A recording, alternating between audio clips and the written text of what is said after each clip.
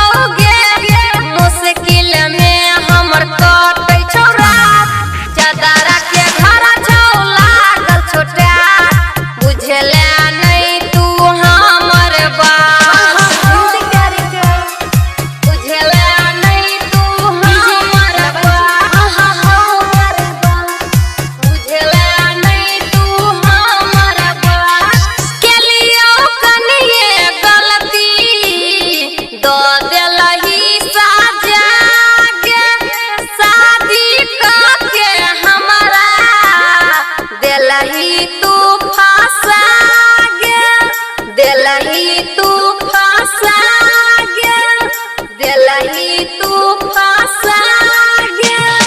Kaleo कनिए गलती दो दिलही साजा गे।